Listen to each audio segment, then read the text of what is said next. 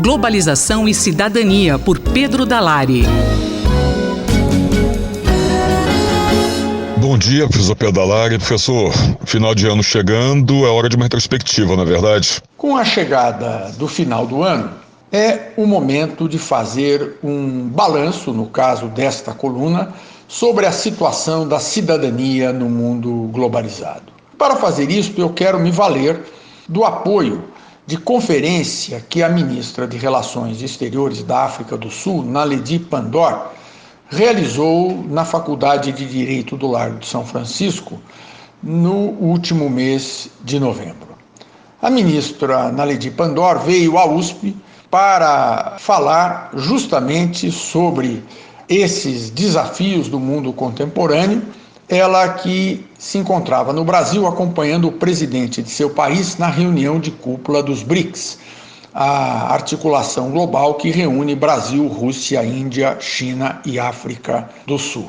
Logo de início, a ministra Naledi Pandor sublinhou que o principal desafio do mundo contemporâneo é a necessidade de se buscar a igualdade entre as pessoas. Salienta ela que a desigualdade assume muitas formas no mundo contemporâneo. A desigualdade racial, de gênero, a desigualdade que atinge as pessoas com deficiência, a desigualdade por origem geográfica e por origem de classe. E, ao falar sobre isso, embora reconheça que o mundo hoje é melhor do que era há 200 ou 300 anos sob esses aspectos, indica, todavia, a necessidade de superar os problemas que ainda são muito graves. Chama atenção para o fato de que milhões de pessoas ainda não têm acesso à educação e que isto acaba sendo um fator muito perverso para fomentar condições de desigualdade. Chama atenção também para o aquecimento global, que vem atingindo principalmente parcelas mais pobres da população no seu país, mas também em diversos lugares do mundo, e lamenta que muitas lideranças políticas não deem ainda a devida atenção ao risco que o aquecimento global representa. Mencionou ainda em sua conferência a ministra da África do Sul outros desafios da nossa época: a violência de gênero, o consumo descontrolado de drogas e de álcool na juventude, associado com o gangsterismo, como problemas que acabam sendo equiparados aos grandes desafios que representa a busca do respeito à diversidade e da rejeição da xenofobia e do machismo. E qual o melhor caminho para a superação desses problemas, professor? E falando do ponto de vista da política internacional, salienta que o caminho natural é o da busca da cooperação internacional, ou seja, a defesa de um sistema de governança multilateral em que os países abandonem o unilateralismo e se articulem para enfrentar esses grandes desafios. Defendeu ela enfaticamente a Organização das Nações Unidas, salientando que, em que pese todos os problemas e dificuldades daquela organização, ela permanece como uma fonte vital para se avançar numa agenda global de superação das dificuldades da nossa época. Fez uma defesa enfática dos BRICS, justamente a associação de países em que Brasil e África do Sul têm uma participação importante, e salientou a necessidade de que os objetivos do desenvolvimento sustentável sejam perseguidos com muita ênfase nessa articulação multilateral para afirmar a cidadania no mundo globalizado. Esta manifestação da ministra da África do Sul me parece bastante feliz na identificação dos grandes desafios para a nossa época em termos de afirmação da cidadania no mundo globalizado, e o texto da conferência está disponível no site do Jornal da USP, na página dedicada a esta coluna. Este foi o professor Pedro Dalari, que falou com Marcelo Hollenberg para a Rádio USP. Globalização e Cidadania, por Pedro Dalari.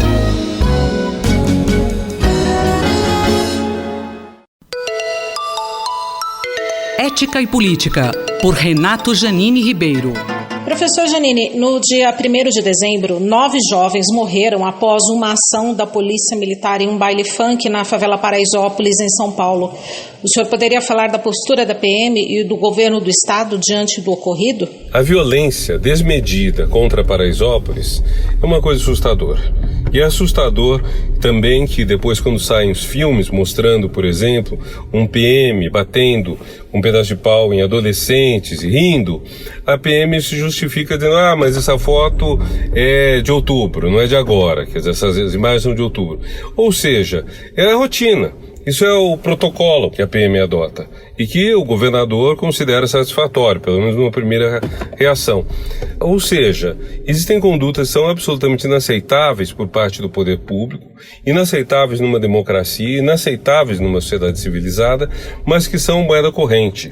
Eu costumo dizer que a diferença no Brasil entre a ditadura e o que nós chamamos de democracia é que no período ditatorial também a elite, também os ricos, também a classe média são sujeitos ao tipo de prepotência que é a moeda cotidiana em período democrático de quem é favelado.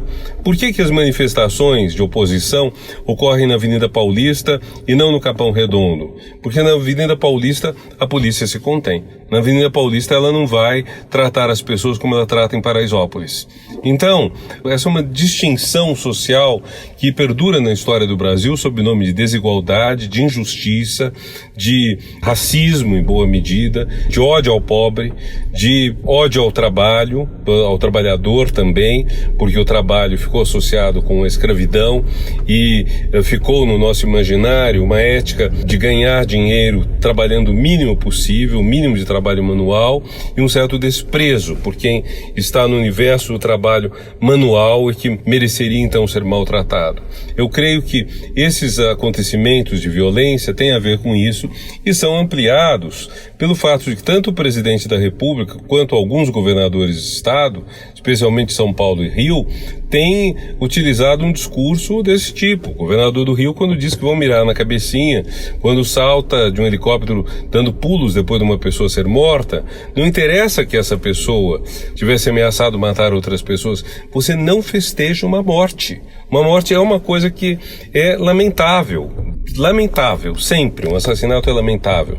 Você não faz festa para isso. Fazer festa para isso é lembrar o tempo em que guilhotina, enforcamento, fogueira eram ocasiões de festejo público, de alegria, eram o tipo de entertainment, de entretenimento de sociedades com as quais queremos não ter mais nada a ver, porque são sociedades que nós consideramos discriminadoras, injustas, arcaicas, enfim, toda a recusa dos valores que hoje são essenciais à democracia, aos direitos humanos, à República. Em 1997, a TV Globo exibiu um vídeo que mostrava policiais da PM paulista agredindo moradores da favela Naval em Diadema, na Grande São Paulo. O que mudou nesses 22 anos? E nós estamos vendo que a cultura de trato com o povo, com a manifestação, continua tão ruim quanto. Na verdade, apesar do que eu disse sobre as manifestações da Paulista serem mais toleradas, lembremos que em 2013, nas manifestações do Passe Livre, a polícia cegou gente com tiro de borracha. Lembremos que no Chile 200 pessoas foram cegadas com tiro de borracha pela polícia. Ou seja, existe uma incapacidade de definir protocolos, de como lidar com um protesto mesmo não violento, mas mesmo que haja alguns elementos de violência no protesto, a polícia não pode ser ela a violenta. A diferença entre exército e polícia é que numa guerra você atira primeiro. No policiamento você está lidando com cidadãos, não com inimigos. Em princípio, as pessoas que estão em torno de você são seus concidadãos. Você tem que respeitar, você tem que tratar bem, tratar direito. Só se nada disso der certo é que você responde à violência. Agora aqui, a violência parece que é livre. No momento que você é policial, no momento que você tem força, você é livre para utilizar a violência à vontade. Isso é inadmissível, isso é inaceitável. O professor Renato Janine Ribeiro conversou comigo, Valéria Dias, para a Rádio USP. Ética e Política, por Renato Janine Ribeiro.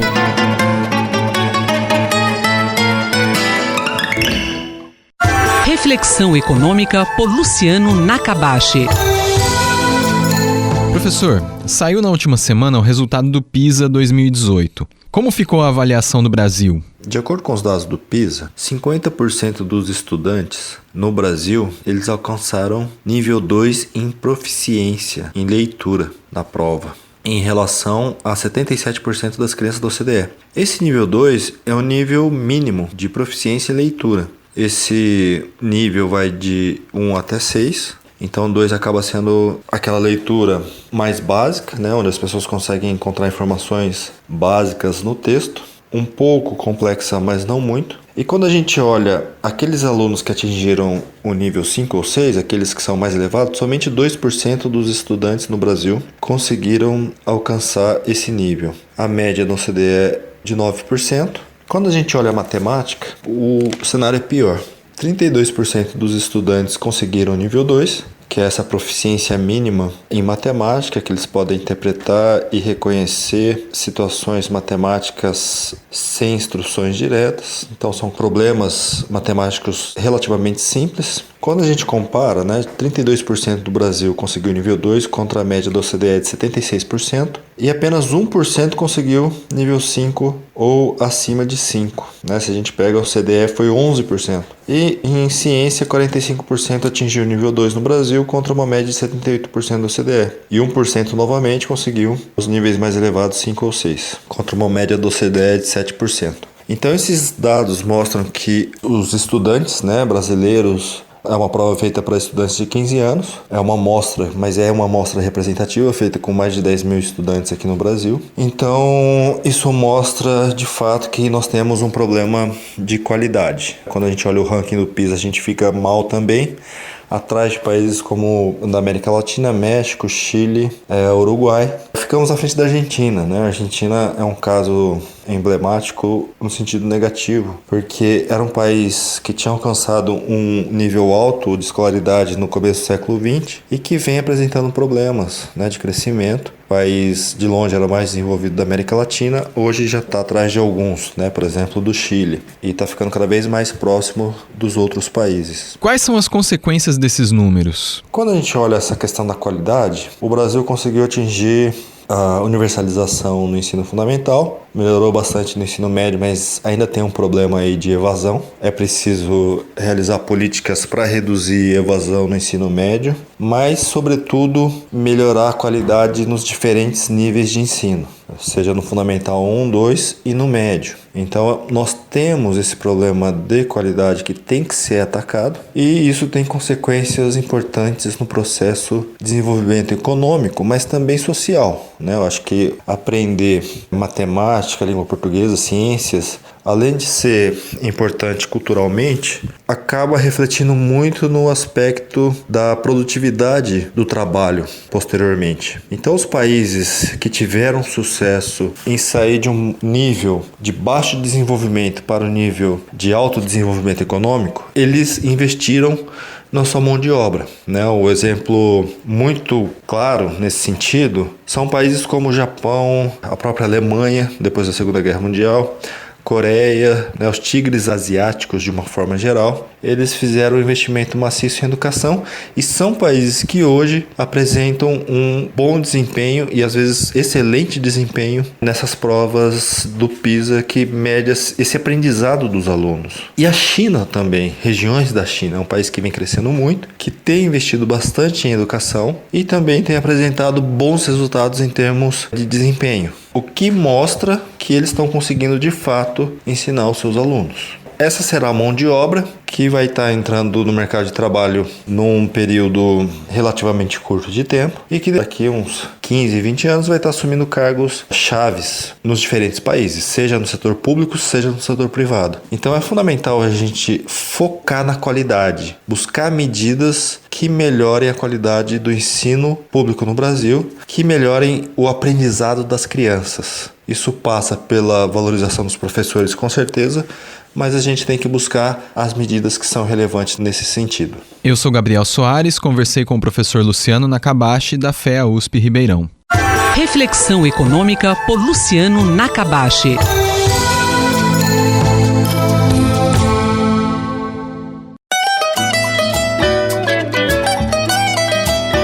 Na cultura, o centro está em toda parte, por Martin Grossmann. Professor, como o senhor está vendo as políticas públicas na cultura? Bom dia, Leila e ouvintes da Rádio USP. O que antes era um indicativo, agora ficou evidente.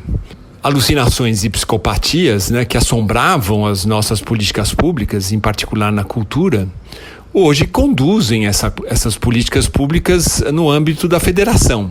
Isso é uma tragédia. O novo presidente da Fundação Palmares, por exemplo, Sérgio Nascimento de Camargo, que é um negro, e eu lembro que essa instituição pública foi criada em 1988, está voltada à promoção e preservação dos valores culturais, históricos, sociais e econômicos decorrentes da influência negra na formação da sociedade brasileira. O que Sérgio Nascimento de Camargo afirma que racismo real existe nos Estados Unidos. Ele continua, a negrada daqui reclama porque é imbecil e desinformada pela esquerda. O novo presidente também é contra o Dia da Consciência Negra e diz que o próprio Zumbi dos Palmares, cuja fundação leva o seu nome, é um falso herói dos negros.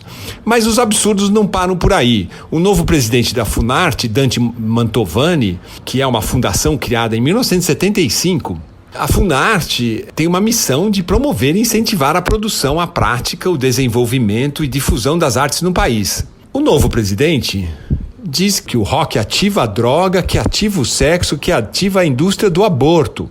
E que, por sua vez, a indústria do aborto alimenta uma coisa muito mais pesada, que é o satanismo. Então, para ele, o John Lennon fez um pacto com o diabo.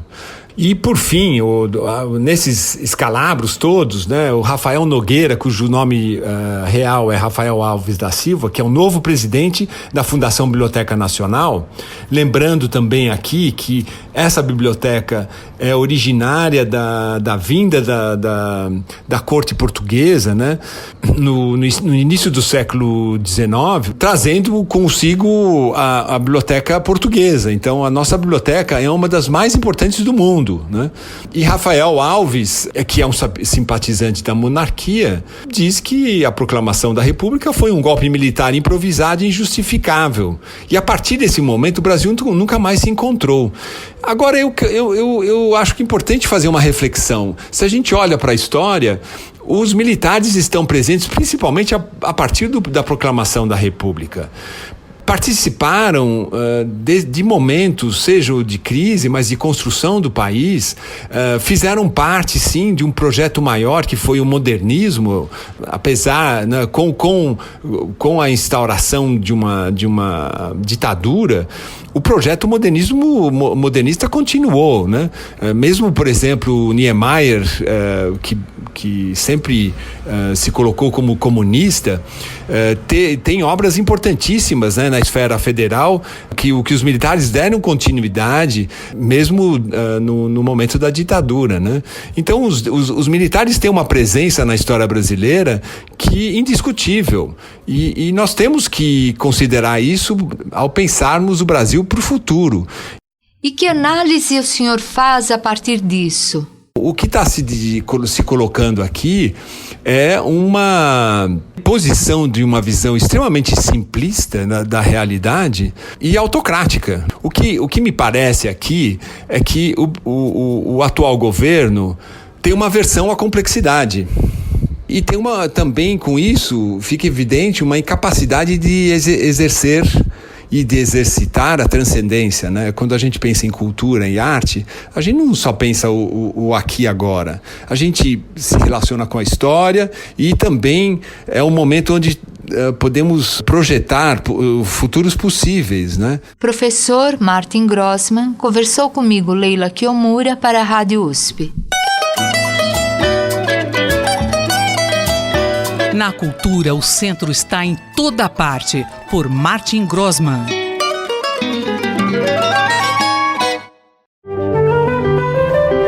Fique de olho, por Eduardo Rocha. Professor, usar lentes de contato coloridas prejudicam os olhos? Olá, e eis que o filme mais comentado dos últimos dias, O Irlandês, tem como protagonista um velho conhecido dos cinéfilos, o ator Robert De Niro. Um filme que se passa com recursos de flashback, idas e vindas ao longo de quase 70 anos, e assim, recursos especiais de imagem foram empregados para tornar ambientes e personagens, ora ambientados nos anos 40 e assim por diante, até os tempos recentes, com o devido envelhecimento e outras características. Uma coisa que chama atenção é o fato de que esse ator, muito conhecido de tantos e tantos filmes, pelo menos uns 10 grandes clássicos do cinema, aparece agora com vibrantes olhos azuis. Isso é possível com os recursos de efeito visual por computação, mas também é um recurso disponível para pessoas normais no dia a dia. Como as pessoas podem, então, fazer uma mudança na cor dos olhos? É notório que a maior parte do desejo está em clarear a íris, mas, inclusive, configurações mais arrojadas são possíveis em fantasias de carnaval e crossplay e outras montagens. O recurso simples é o uso de lentes de contato cosméticas. Elas são possíveis, bem toleradas e de razoável conforto. O alerta fica na observação clínica de que, muito mais proporcionalmente do que outras lentes, elas podem causar dano ao usuário. E as razões não são exatamente relacionadas à lente em si, mas ao comportamento e ao manuseio dessas lentes. Assim, é possível que, como o ator Robert De Niro, que tem a íris, então os olhos escuros, castanho escuro, possa, com lentes de contato, passar a ter olhos cor de mel, verdes, azuis, dependendo também de interação com outras características da vestimenta, da luminosidade do ambiente. Lentes de contato cosméticas não são mais do que lentes de contato gelatinosas com recursos de pigmentação clara que faz, então, sobrepostas aos olhos escuros, dê uma impressão de olhos mais claros. Quais são os cuidados necessários para o uso de lentes? Essas lentes têm, em geral, uma espessura um pouco maior, o que faz com que a troca de oxigênio e a retenção de água sejam alteradas, se distanciando um pouco do que é natural, mas o grande problema, na verdade, está no fato de que as pessoas que usam essas lentes negligenciam um pouco os cuidados de manutenção e higiene, algumas vezes trocam com colegas, outras pessoas, as lentes, não fazem a limpeza entre uma utilização e outra e, às vezes, estendem o uso além do que é tolerado pelos olhos. Isso pode causar irritação, inflamação e, às vezes, muitas vezes, permitir que germes que foram se acumulando ou estão no ambiente encontrem uma porta de entrada e causem uma infecção na córnea do indivíduo. Assim, fica o alerta: olhos claros em fantasias ou o uso social é permitida também aos réis mortais, aos indivíduos no dia a dia, mas muito cuidado com o manuseio, com a higiene das lentes e a tolerância dos olhos.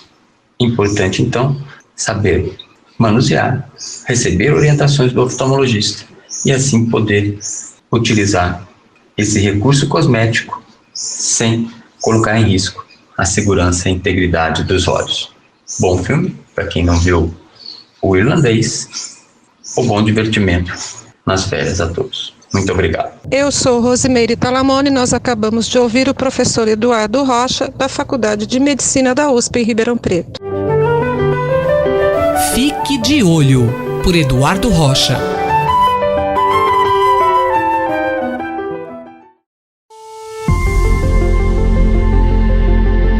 Decodificando o DNA. Com Maiana Zatz.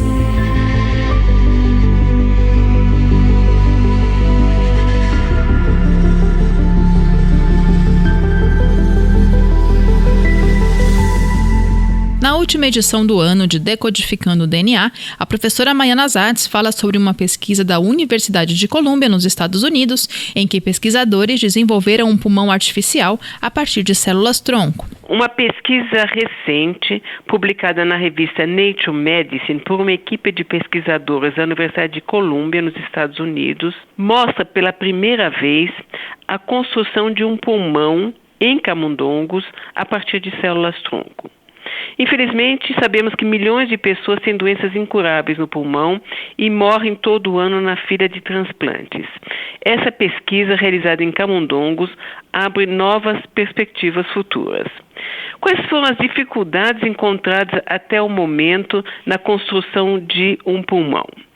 Então, a partir de técnicas de bioengenharia, pesquisadores têm tentado construir pulmões a partir de células-tronco com impressão 3D ou com arcabouços de pulmão desprovidos de célula, onde só fica a estrutura do órgão. Mas até agora isso não tinha sido possível. Como é feito na prática, então? A partir de células do sangue, é possível reprogramar as células para que elas se tornem pluripotentes, isto é, capazes de gerar no laboratório qualquer linhagem celular. Essas células pluripotentes são chamadas de IPS. A estratégia, então, seria diferenciar as células IPS em células que compõem o pulmão e revestir um arcabouço que não tem células com essas células diferenciadas. Entretanto, essas estratégias até hoje não permitiu desenvolver um pulmão que fosse funcional. Professora, qual foi a novidade do estudo? Os cientistas primeiro diferenciaram a célula IPS de um camundongo doador em células pluripotentes. Em seguida, eles implantaram essas células em modelos de camundongos transgênicos que não tinham células-tronco suficientes para produzir um pulmão funcional. E após a implantação, formou-se um camundongo que a gente chama de quimérico, isso é, que tinha uma mistura de células pulmonares do receptor e do doador. As células-tronco implantadas ativaram moléculas que propiciaram a diferenciação das células-tronco do camundongo receptor e, no final, formou-se um pulmão totalmente funcional, que permitiu ao camundongo se desenvolver até a idade adulta. Mas uma estratégia importante no caso foi que os pesquisadores implantaram as células do camundongo doador no embrião antes que fossem acionado seu sistema imunológico, o que pode explicar por que as células do doador não foram rejeitadas. Os pesquisadores pretendem agora repetir esses experimentos em animais maiores. E, segundo os autores, seria possível no futuro criar estratégias como essas para gerar pulmões desenvolvidos em animais. Mas eles reconhecem que ainda faltam muitas pesquisas para repetir essa experiência em humanos. Isso é só um começo. Mas, de qualquer maneira, achei muito interessante esses resultados, porque temos trabalhado no Centro dos Genomas em estratégias semelhantes para construir fígados humanos, ou mini-organoides que teriam função hepática. E como essa coluna será a última de 2019, eu quero aproveitar para desejar a todos um excelente Natal e Ano Novo. E a partir de fevereiro estaremos de volta. A professora Maiana Zatz conversou comigo, Fabiana Maris. Decodificando o DNA com Maiana Zatz.